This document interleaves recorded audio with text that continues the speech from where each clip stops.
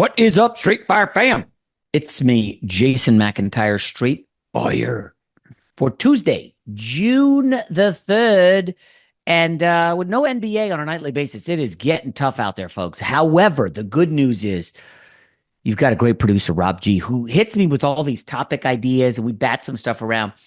So we could easily do, and we might, you never know where once we hit the record button where this is going to turn.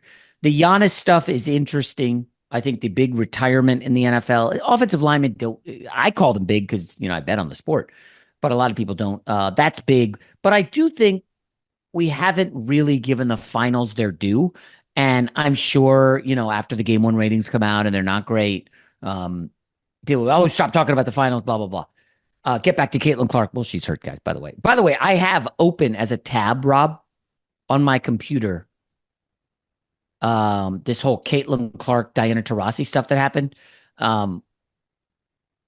She made some comments, and I just we haven't had a chance to get to it. Clark is hurt, so maybe when we're really slow, we'll get back to it. But I do want to kind of focus on Pacers Thunder because I spent a lot of time digging into this, Rob. I essentially have come to two conclusions. I think the Pacers can pull an unbelievable upset. And I think at like plus 550 or plus 600, whatever the number is, I think there's some value in putting pizza money on the Pacers. The other part of me, it's 50%. I think the Pacers can pull the upset. The other 50% says Thunder in a landslide, i.e. Thunder sweep them. Like it could be that bad. And I'm kind of torn on which way to go. Because, again, we're not going to make the fool's errand mistake of saying, oh, in the regular season, this happened. So that means it might happen in the playoffs. As a recent example, the Celtics obliterate the Knicks in the regular season and then lose pretty handily in the playoffs. I do like to factor in experience. And, that kind of bit me in the butt thinking Minnesota had a chance against OKC. That series was a bloodbath because Minnesota was in the conference finals and OKC's still really young, the youngest team to reach the finals, I believe, since like the 1970 something Blazers or Sonics, some crazy number. But they are incredibly young. They only have finals experience in Alex Caruso. And you could counter with, hey, Indiana has what? Pascal Siakam? Like, come on, Jay. So ultimately, and I teased this yesterday, is that the things that OKC does that really give teams problems, Indiana loves that stuff. They want to push tempo. They don't turn the ball over, but you could argue they haven't faced pressure like this. And Indiana loves playing on the road. I mean, they steal games 1 and 2 in New York. They steal games 1 and 2 in Cleveland. This is what this team does. The thing that concerns me, and it concerned me against the Knicks, and I thought this would run out, is the 3-point shooting from the Pacers. It has been, it was, good but not great during the regular season. And then in the playoffs, they're not missing from three. And they finished out game 6. They were, I believe, 16 from 32. I'm sorry, if you shoot 15% on that volume in the playoffs, you're not losing. That's just what happens. So Indiana, number 1 in 3-point percentage in the playoffs. 16 games are shooting 40%. That's significantly better than anyone else. OKC, 13th at 33%. However, OKC makes up for it with the turnovers in the mid-range game of Shea. And it's basically who's gonna crack first, who's gonna break tendency. Will the Pacers all of a sudden start turning the ball over and missing threes? Or will OKC suddenly struggle? Because my guess, Rob, is that Indiana, and listen, Rick Carlisle is an awesome coach. I mean, you want to look at his history. This is the guy, and I should probably call up the 2011 playoffs real quick. When the Mavs shocked the world and won the title. But that's the Dallas team coached by Carlisle. And I will never forget the series. They bludgeoned, and I mean destroyed, the Kobe Lakers in the second round. Yeah, 4-0. They win the first 2 at Staples. Then they win at home. And of course, game 4 was an absolute bloodbath. Jason Terry went off. But that was a shocking sweep, okay? Absolutely shocking. But not only did you sweep Kobe, you went to the finals and took down the heavily favored Miami Heat, featuring LeBron in his first finals with the Miami. And that was the series where Dallas tinkered with some stuff. They did some zone. They did JJ Barea on LeBron, and the Miami Heat were shook. Now, what does Carlisle come with here? Because since OKC saw that zone defense from Denver, which they struggled with in the second round, they've been better at it. Minnesota couldn't really use it. OKC was prepared. So what new stuff, what wrinkles does Carlisle have up his sleeve? I can't imagine it's anything like a 1-3-1. I don't envision that sort of thing. But essentially, I think my guess is he's going to play we're not losing to SGA. Get the ball out of his hands, and if Lou Dort hit 5 threes and J-Dub hits 10, you know what? We'll have to live with that. That would be my guess, that you don't want SGA to beat you. And, Indiana has the bodies to throw at him. I mean, I think TJ McConnell can be a pest and irritant. Nesmith, Nembhard, they got bodies. Even Shepherd, I thought, did a solid job at times on Brunson. He's a little longer, gave him a different look. So I want to take Indiana, but ultimately, Rob, I think my head gets involved, and it's like, listen, Jay, come on. OKC's really good. Yeah, I know you don't like him. You don't want to give him respect. You say Shea is the third best player in the league without a ring, dismissing him compared to Ant and Luka. We know, we get it, you're a hater. But ultimately, Rob, I probably should say Thunder in 4 or 5. It's funny, because of this podcast, people assume that your takes are my takes. So when you put out that list on Monday, it was like, oh, I can't believe you would say that. I'm like, I wasn't, I had nothing to do with that. I wasn't even in that meeting. Go talk to, friend of the show, Ryan Music. Go talk to Martin Weiss. Those are the guys that Martin works, or that J-Mac works with on the Herd. Which we can get into that list later if you want. But as far as this upcoming series goes, again, as we've said this on this own pod, I've said it on Twitter, the ratings are going to be horrible, but the basketball should be tremendous. Okay. In this series upcoming, you mentioned the 3-point ball. That's obviously going to be a huge thing, because one thing Oklahoma City does, similar to what the Lakers did, they just do it a hell of a lot better than the Lakers did, is they dictate who they want to shoot threes. Okay. Because you can't take away everything in today's NBA. Newsflash. Like, the offenses are too good. They're too creative. There's too much spacing. You cannot possibly erase everything. What you have to decide is, what are you comfortable giving up? Indiana shoots a lot of threes. In the Eastern Conference Finals, of their 6 main guys, Siakam, Halliburton, Nesmith, Turner, Nembhard, and Obi Toppin, 3 of them shot over 43% from 3. Nembhard shot 43. Siakam was 50. Nesmith was at 53%, which is ridiculous. Well, a lot of that was the 8 for 9 game, right? I know, but it's like, wow. And then the other 2 guys who are in the 30s, Halliburton and Turner. Halliburton shot 32. Turner shot about 32. In the regular season, Turner is a 40% three-point shooter. Halliburton is a 39% three-point shooter. So suffice to say, everybody in their top 5, everybody who plays major minutes for them, can stroke it from deep. How is the defense of Oklahoma City, which is one of the best, if not the best in recent memory, going to deal with that? I think Indiana can attack them in certain ways that nobody else has been able to do so far in these playoffs. What they do, and what they do well, is it's constant player movement, constant body movement. The ball is always popping here. It's not quite as lethal as what the Steph Curry Warriors were doing back in their heyday, where no matter what you did, there's so many back cuts and guys moving around that somebody's going to get open, whether it's Steph and Clay for 3, or it's Iguodala in the layup line in the back cut, or it's, Sean Livingston in the midi. But what they do is there's so much controlled chaos, is the word they like to use around Indiana, that you don't know whether Miles Turner's going to pick and pop. You don't know if he's going to dip under. You don't know what Siakam's doing, because he seems to be getting a lot of his stuff off stuff that's not even called, it feels like. Nesmith has become a lights out shooter. So what you're going to have to see is, and this is maybe something that they might do, which they don't normally like to do in Oklahoma City, is what Houston did to that Warriors team with Steph and KD, where they pushed them to 7 games. Rather than play their normal defense, what they did was, we are going to switch everything. It doesn't matter if we end up with our center on a point guard. It doesn't matter if we end up with our small forward on a power forward. Whatever it is, we are going to switch it. So we're going to muck up all the things that they do. And if that's going to happen, it puts a lot of pressure on Tyrese Halliburton to play outside of himself. Not to say that he can't play one-on-one and he can't beat the defenders that they're going to switch onto him. It's that's not how he likes to play. He likes to get the ball, move it, get the ball, make a quick decision, and get the ball out of his hands either for an assist or for a basket. If you're asking these guys to beat everybody one-on-one, I just don't think that's how they want to do it. And it's a big reason why, and we talked about it yesterday, Oklahoma City entered into the series. The number's already been bet down, but at minus 800 favorites. That was the tied for the 5th highest favorite in NBA history. I like now, Oklahoma if memory City serves, was it one of those teams, a Kobe team? Well, I guess it was a Kobe Shaq team, right? The Lakers Pistons.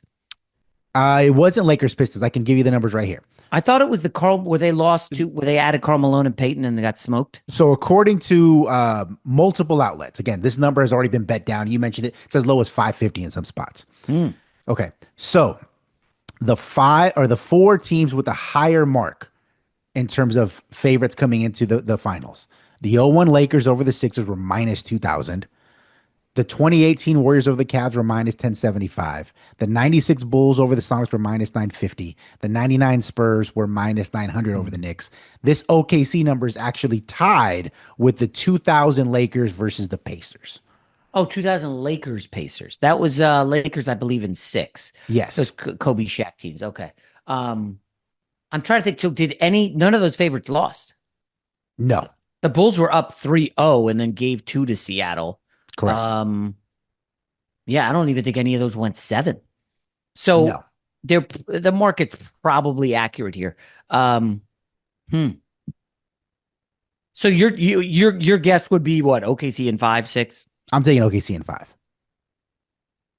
And it's going to be a coronation, what has been one of the greatest seasons in NBA history. Oh, I just can't believe it. It's just tough for me to put that. I mean, statistic wise, yes. Let's see okay. So we just said those Mavs with Dirk went through Kobe and LeBron. I don't think anybody ever did that. It was more impressive than that. I think it was Kobe. I think it was the Thunder, and then it was LeBron. Oh, so it was Kobe, KD, and LeBron. Yeah. These guys went through Ja Morant, Jokic, Anthony Edwards, and Tyrese Halliburton. Come on. This is not like a historic run by any stretch. No. I mean, Curry getting hurt stunk. LeBron and Luka getting bounced early was not great. The other reason I keep coming back to OKC is they're just going to hunt Halliburton, and the Knicks went at him a lot in the 2 games he played poorly. Last year in the Eastern Conference Finals, if you remember that series, the Celtics just went at him repeatedly and he couldn't really defend. He's not a bad defender, but it's tough to ask him, hey man, we need you to lead the team in minutes. We need you to probably be our second or first leading scorer. You need to distribute, move with pace, and oh, by the way, play great defense on every possession. Like that's a lot to ask of Halliburton. But Rob, do you remember was it 2015 Curry? They win the title, but LeBron didn't have Kyrie or Kevin Love because Kyrie got hurt in game 1.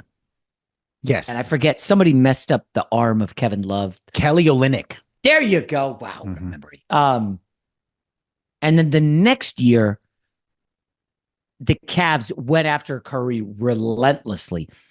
Even after they were up 3-1. I remember that closeout game in Cleveland where LeBron was just going at Curry every possession, and Curry complained, and LeBron at one point looked back at him and said something, and the crowd's going crazy. Do you remember that? Yeah, and remember Steph Curry ended up throwing his mouthpiece yes. at the scorer's table because he was so upset. And then, of course, the Draymond meltdown, and the historic comeback.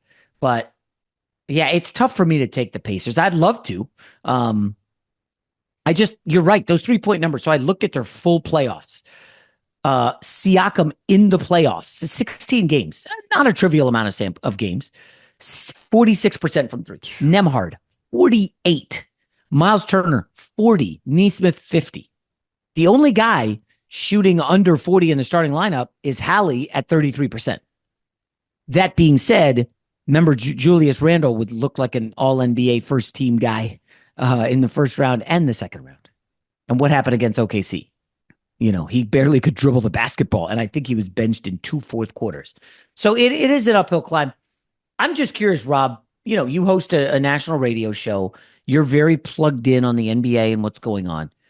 Do you think there's more excitement about Giannis or Giannis on the move and KD on the move or these finals? No, it's Giannis and KD. Yeah. And it's What not about even the close. what about the Zion Williamson lawsuit or the finals? The finals. Interesting. I mean, at least for my purpose, like on the show that I work on, Zion has his star so faded so much that even when we sneak in Zion segments, they definitely don't hit like they did a year, 2, 3 years ago. So the Zion chip has sailed, the Ja Morant chip has sailed. Let's close out with this. So there was an interesting Carmelo Anthony quote about Cooper Flagg. So Carmelo is, transitioning to the media. He's going to be on NBC with the NBA coverage next year. And I guess he's preparing some lukewarm takes. And he's like, "Oh, Cooper Flagg's really good. He could do a lot good at he's good at everything, but he's not great at anything." And I'm just sitting here like, "Oh, okay. He's the jack of all trades, master of none, huh? Okay, I see what you're." That to me is a backhanded compliment. And when I said this on the herd, of course, all these guys are like Carmelo stands. Oh, dude, we talk. Cooper Flagg's not that great. Come on. And I'm just wondering, like, he can score at all 3 levels, right? He can defend 1 through 5 with his length. The guy essentially was a scoring machine at Duke. He played USA basketball at 17 in the memorable scrimmage in Vegas against Anthony Davis and company, and it was like a nip and tuck game and down to the wire. He's 18 years old. I don't it's weird. I consider that comment by Carmelo kind of hate. And again, I'm not reaching here. I hope I'm not. But it felt to me like there might have been some racial undertones, like unintentionally, of course. But I wonder if people see Cooper Flagg. I mean, what was the last great American white basketball player? Chet Holmgren? Like, is that what it was? And Chet's getting bodied, he's a solid number 3 this year for OKC. But he tried to guard Jokic for like a game or two, and then they were like, "Yeah, that's not working." I mean, I like Cooper Flagg a lot. I don't know if he's going to come into the league and put up LeBron numbers. If could he average 25 and 5 as a rookie for Dallas, Rob? Oh, jeez. It depends who they get as their point guard to replace Kyrie. If they get somebody, D'Angelo Russell's available, a guy who wants to score, then no. If you get a guy who's willing to, like Chris Paul comes in there for 45 games, says, "Yeah, I'll be your starter until Kyrie comes back," then absolutely Cooper Flagg could be a 25 and 5 guy because he can handle the ball too. You just got to let him do what he does. It's kind of, I didn't see that Carmelo Anthony comment. It's kind of disappointing, to be quite honest with you, that he would say something like that, because it goes back to something that you've talked about on this podcast and on the herd and other platforms. Why is it that when we're discussing NBA players, we got to gravitate towards the highlight stuff and the electric stuff and the bag and things like that? And it's like, can he just be a good player? Does everything have to be fancy and Sports Center worthy for you to say, "You know what, this dude is really cooking right now"? Because again, full circle, we started talking about the finals earlier. What does Tyrese Halliburton do exceptionally well that you would say? I think he pushes tempo. He's led the league in assist turnover ratio, leads the league in playoff assists. I would say he's a great floor general, whatever that means. Floor leader. Sure. I would agree with you. Yeah. But would you say he's a better passer than Luka? Probably not. No. Is he a better passer than a guy like even Jokic? Probably not. Is he a better shooter than a guy like Donovan Mitchell? Probably not. No. Is he a better scorer than Jalen Brunson? No, he's not. But what he does do is he plays a great ground game. He finds open guys. He keeps the ball moving. The ball finds energy. He very quietly was second on his team in scoring in the Eastern Conference Finals, first in rebounds, first in assists, first in steals. And he's not super athletic. He's not really yamming on dudes. And for whatever reason, he seems to be very effective. For my money, he's the best point guard in the Eastern Conference. Over Brunson? Jalen Brunson can score. We talked about this. He scores very well. But at some point, I want my my point guard to be able to do if you give most NBA level players a usage rate of 35 and 30 plus minutes a night, I promise you they can get you 20 and 8 pretty much in their sleep.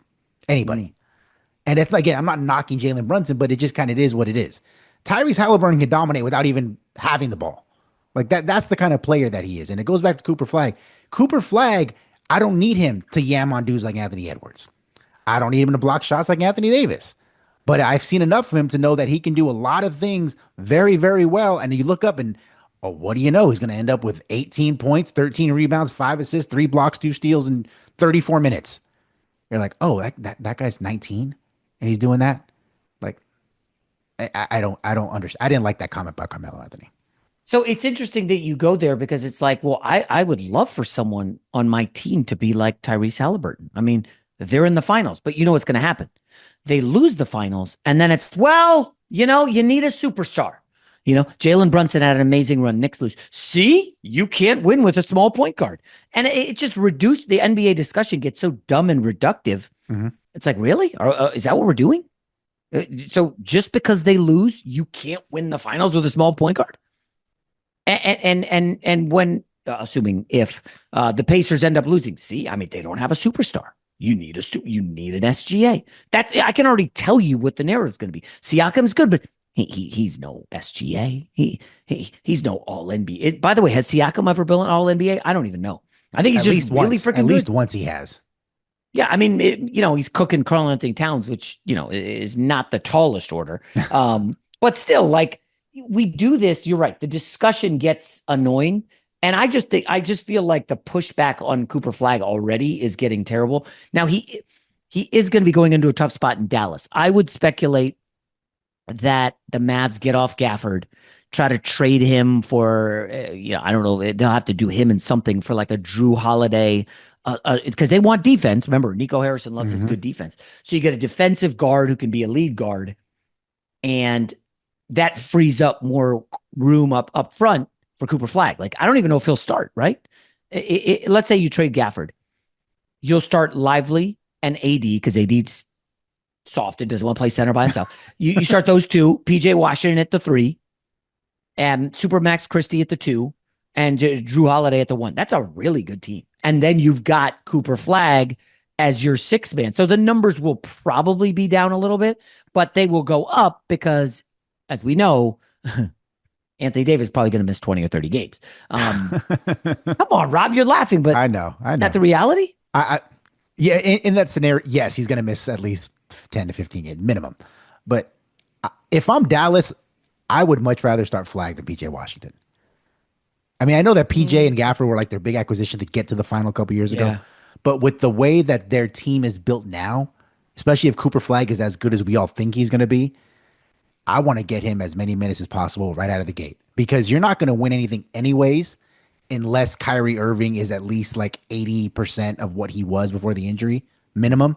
Oh, I forgot they have Klay Thompson. My bad. Klay Thompson's probably going to start, right? I think that was part of the prerequisite of maybe even signing there was he was going to start. He's going to soak up 30 minutes a night at least. Exactly. So, I would try to get him as many minutes as possible until Kyrie is back, so that we know what we have going into it. Yeah, you need Cooper Flagg, and again, I'm not comparing him to Caitlin Clark, but given the cultural larger forces at play in America right now, I think it certainly helps that Caitlin Clark is white, and I think it certainly helps that Cooper Flagg is white. I mean, obviously, basketball has had a good history of white players, but not any recently, and an American who went to Duke, like, again, you add that up, that's like, okay, the casual fan who thinks the NBA is all threes and dunks might check it out for Cooper Flagg. I don't know. Is that out of pocket to say, Rob? Am I going to get in trouble? Would you guys get in trouble if you said that on the radio show? No. People are going to clip off stuff anyway and try to make it a thing. Yeah, I mean, there'll be people who will clip off anything and try to make it like an aggregator and a shot at so-and-so and can't believe so-and-so would say this, whatever. But you would have to have your head in the sand to not admit that Caitlin Clark being white has played a role in her success, or not success, her popularity. Yeah. Cooper Flagg, assuming that he is as good as advertised, him being white is going to lead to so many more endorsement and marketability Mm. opportunities than somebody who is a comparable skill level as him. Yeah. By the way, did you see that? I know the headline says 28 million in NIL, but he essentially signed deals with New Balance and Fanatics, Mm-hmm. and that kind of counts toward his NIL ledger. Listen, there are companies out there who are willing to invest 8 figures in an 18-year-old basketball player. You don't get that a lot. Obviously, LeBron was like a what $90 million Nike deal, but look in recent years, Risa Shea, Alex Sarr, those guys aren't getting big shoe deals. Fanatics ain't dropping 15 mil on them. And Cooper Flagg, there is a belief that there is something here as maybe the next great. I don't want to say white hope because that's goofy, but he's not going to be Larry Bird, but could he? Was John Stockton that popular? No, but I mean the Stockton and Malone pairing was well known. But I don't want to say Was any. well known, but So like let me ask you a question real quick. So a few NBA people that I respect have said that the maximum, like if Cooper Flagg reaches his full potential, he is somewhere between Kawhi Leonard, Jason Tatum. If he reaches the full, as much as whatever everything in his bag becomes revealed and he reaches it. If he is in Dallas and he is a comparable talent to Jason Tatum, who do you think is more marketable? Tatum or Cooper Flagg? Yes. Now Tatum was obviously Cooper probably Flagg going to for win sure. more because he plays for the Boston Yeah, Celtics. He but plays for a marquee yeah, brand. But as you mentioned 5 minutes ago, the color of Cooper Flagg's skin cannot be understated here. well, yeah, I'm a huge Tatum fan, but it's well documented that he's not the most marketable guy because, Right. like, he's. I mean, he did. I think his signature play in the NBA was when he was like 19 or 20 and dunked on LeBron. Do you remember that? Yes, I do. And I think they lost the game. He was super young, but like that was the most fire I've ever seen from Jason Tatum. And again, I like him a lot. I would build around him before SGA. I'm sorry I had to put that out there. But you're right. I think Cooper Flagg's way more marketable now. The more I think about it, his numbers are going to be down in Dallas, and also there is going to be this. Hey, we lost Luka so we could get Cooper Flagg, and he's averaging 15 and 8. That would be a little depressing. So I do wonder if Dallas is going to be forced to play him more than they might want to. And again, that's making up for the Luka screw up. But I don't know how we got into 10 minutes of Cooper Flagg, but I found that interesting because I do think Cooper Flagg is going to be, I don't know, generational is a bit strong. But like Wemby hasn't made the playoffs yet. No. Is that disappointing? Well, I mean, he had a blood clot and missed a third of the season, I think. I would think they certainly have to make the playoffs this next year, right? They got De'Aaron Fox. He should be healthy. Like, I think Cooper Flagg probably is in the playoffs next year with Dallas, assuming Kyrie comes back by the All-Star break. Ooh, I mean, the Western Conference is gnarly. I mean, I know that it didn't seem that way because of the way Oklahoma City ran through everybody, but when you just look at the overall depth, you'd have to say conservatively that the only teams that probably are not trying to win and at least make the postseason next season are Utah and Portland. Everybody else, I'm sure, believes that they should be in the top 10, if not the top 6. If you're those teams, aren't you a seller? Like, I would love to get off Lauri Markkanen, bottom out. We're not going to the playoffs. Sell high on him. I don't know what's up with Sacramento. Do they move on from Sabonis? Like, they have no upward potential. Phoenix probably going to trade KD, but then do they circle the drain with Booker, or do they just nuke it all? I saw a stat, Rob, because some of these teams will be in the luxury tax. Phoenix, of course, that the Indiana Pacers haven't paid the luxury tax since 2004. That's right. That's great. That's insane. So now the question is, do they end up keeping Miles Turner and say, we're going into the tax because we made the finals? And that becomes interesting because I thought Miles Turner would be a great get for anybody, specifically Lakers. But now it's like, oh, they're going into the tax. And that's where it gets kind of interesting. Like, if you're the Thunder, you botched it with Harden back in the day. Do you say, we're going early? Check. J-Dub, SGA, we're all giving you 3 new deals. And do you make that your big 3? Or do you move off J-Dub if you win the finals? I don't know. There's just so many options. I think it's actually going to be a fun summer around these parts. So Keep it locked. Straight fire. Back tomorrow. Talk to you then.